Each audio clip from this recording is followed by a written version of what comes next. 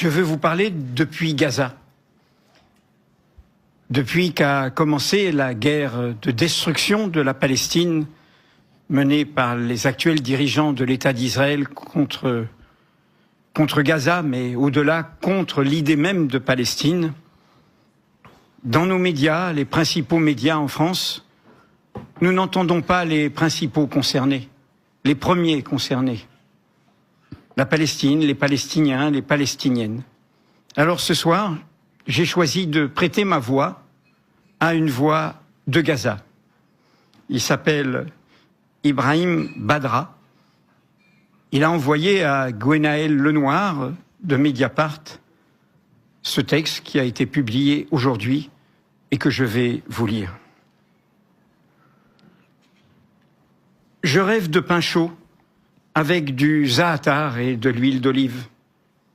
Voilà ce que m'a dit mon ami Mohamed quand il m'a rendu visite. Il n'a pas mangé de pain depuis plus de 3 mois. La faute au retour de la famine, plus importante encore que la dernière fois. La famine n'est pas une politique nouvelle. C'est une politique ignoble menée par les forces d'occupation israéliennes depuis longtemps. Elle date même d'avant la guerre.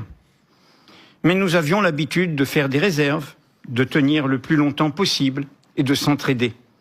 Là, avec la fermeture des points de passage vers Gaza, nous ne pouvons plus tenir. Il n'y a plus de nourriture dans les magasins, même plus de farine. Et quand nous en trouvons, elle est hors de prix. Personne ne peut se le permettre.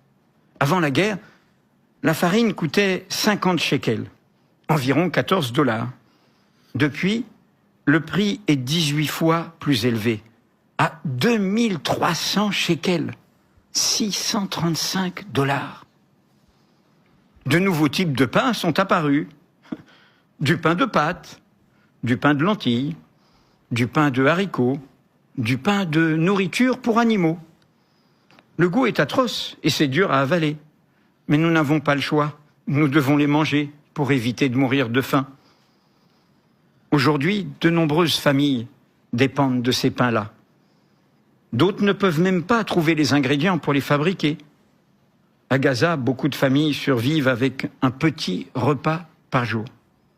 Beaucoup d'enfants vont se coucher en ayant faim. La faim n'est pas seulement un sentiment. C'est une condition permanente qui domine nos corps et nos esprits, qui nous vole notre énergie, nos rêves et nos droits fondamentaux d'être humain. Et tout cela se déroule sous les yeux d'un monde qui ne fait que regarder, faire des promesses creuses et émettre des condamnations superficielles. Malgré tout, nous tentons d'être résilients. Nous cherchons l'espoir dans des petits détails. Un morceau de pain, une gorgée d'eau propre, le rire d'un enfant qui oublie momentanément la faim. Ce n'est pas parce que nous sommes habitués à la douleur que nous y parvenons. C'est parce que nous rêvons d'une vie meilleure, une vie où nous aurions de nouveau du pain frais et de l'huile d'olive à notre table. Les organisations internationales telles que l'UNRWA, l'UNICEF et le Programme alimentaire mondial font ce qu'elles peuvent, mais avec des ressources limitées, les refus d'approvisionnement et les frontières fermées. Cela ne suffit pas. Les enfants en paient le prix fort. Leur santé se détériore rapidement en raison du manque de nourriture et d'eau potable. Certains meurent de faim ou de malnutrition sévère. Ils étaient sévèrement amaigris, presque squelettiques, avec la peau très pâle et les yeux exorbités.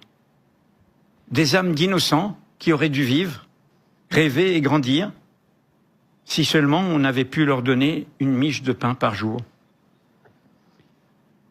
Lorsque j'ai travaillé dans les camps de déplacés, nous allions voir les enfants. Nous regardions leurs dessins, fenêtres étroites sur leur monde fracassé et leurs rêves en suspens. La plupart de ces dessins racontaient leurs histoires. Des tentes blanches trempées par la pluie de l'hiver, des avions au-dessus de leur tête, des déplacements incessants et des enfants apeurés tenant la main de leur mère. C'est le dessin d'un jeune garçon qui m'a le plus frappé. D'un pinceau tremblant, il a dessiné un entrepôt rempli de sacs de farine et de paniers de nourriture, avec des gens faisant la queue. Il n'a pas dessiné des jouets, des jardins, des écoles, des maisons, mais de la farine et de la nourriture. Un repas est-il devenu un souhait plutôt qu'un moment de vie? Une miche de pain est-elle devenue un rêve quand d'autres enfants souhaitent un nouveau vélo ou un voyage scolaire?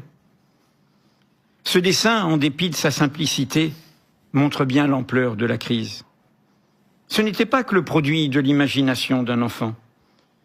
C'était le témoignage vivant de la tragédie d'un peuple entier luttant contre la faim et l'état de siège. C'était un cri étouffé. La faim a tout volé, même les rêves des enfants. Le monde est silencieux. La famine n'est pas une catastrophe naturelle. La famine est une politique méprisable et délibérée, utilisée par l'occupant pour opprimer la population de Gaza. Elle s'inscrit dans une longue durée, dans une longue série de blocus. L'objectif est clair, briser la résistance de la population et l'affamer pour qu'elle se rende. Les institutions internationales multiplient les rapports et les avertissements. Mais les gouvernements regardent ou publient des communiqués vides de sens qui échouent à empêcher que les enfants meurent de faim. Les marchés sont vides, les estomacs sont vides, les gens courent après des miettes de vie pendant que le monde reste empêtré dans ses petits calculs politiques. Jamais, jamais, le monde n'avait assisté à un tel génocide et à une telle famine.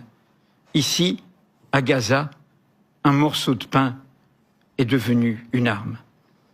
C'est signé Ibrahim Badra. Ce texte a été confié à Gwenaël Lenoir de Mediapart. Il vit à Gaza toujours. Il est journaliste et défenseur des droits humains. Il a 23 ans, il est détenteur d'un diplôme en littérature anglaise et traduction de l'Université islamique de Gaza. Il aurait dû retirer son diplôme le 7 octobre 2023.